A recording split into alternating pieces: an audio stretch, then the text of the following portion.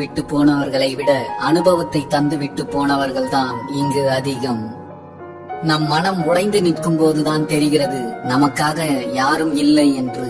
நம் மனதை சிலர் உடைத்து பார்க்கும் போதுதான் புரிகிறது அவர்கள் நமக்கானவர்கள் இல்லை என்று.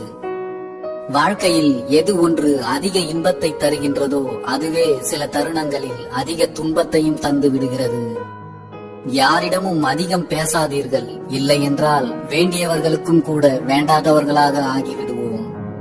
1000 முறை சரியாக செய்திருந்தாலும் ஒரே ஒரு தவறை வைத்தே ஒருவரை எடை போடுவதுதான் மனித இயல்பு. நமக்கு பிடித்தவர்கள் நம்மை காயப்படுத்தும் போதுதான் இல்லாதவற்றையும் இழந்தவற்றையும் பற்றி ஆழமாக யோசிக்க தோன்றுகிறது. இங்கு நிரந்தரமானது துன்பம் மட்டும்தான். எப்போதாவது வந்து போவதுதான் இன்பம் என்பதை உணர வைத்து விடுகிறது வாழ்க்கையில் சில தருணங்கள். ஒவ்வொருவருடைய வாழ்க்கையிலும் மறக்க முடியாத வழிகளை எல்லாம் நம்மால் வெறுக்கவே முடியாத ஒரு சிலரால் தான் கொடுக்க முடியும் என்பதே உண்மை. அலட்சியம் செய்பவர்களிடத்தில் மீண்டும் மீண்டும் அன்பை தேடாதீர்கள். அங்கு அவமானத்தை தவிர வேறு எதுவும் கிடைக்கப் போவதில்லை என்பதை உணருங்கள். நாம் இனிமேல் தேவையே இல்லை என்பதை சொல்லாமல் தங்கள் செயலிலேயே காட்டிவிடுகின்றனர் சிலர்.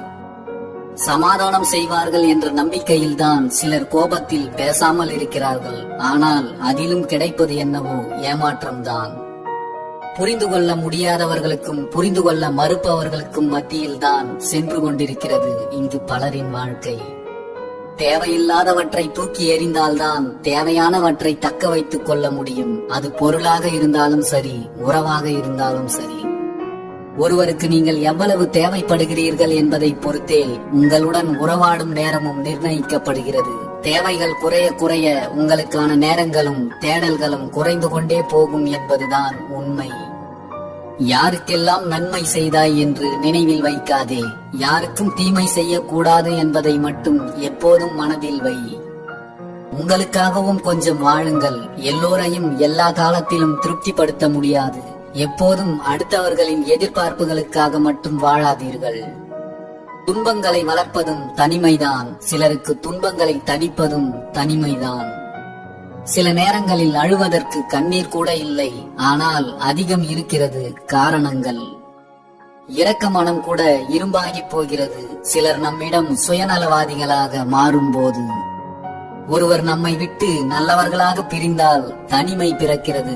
கெட்டவர்களாக பிரிந்தால் அங்கே நிம்மதி பிறக்கிறது. மனதில் உள்ள காயங்கள் ஆறிய போதும் காயத்தை தந்தவர்கள் நினைவுக்கு வரும்போதெல்லாம் வலிகள் மட்டும் ஏனோ புதியதாகவே இருக்கின்றது. யாரையும் உதாசீனப்படுத்தாதீர்கள்.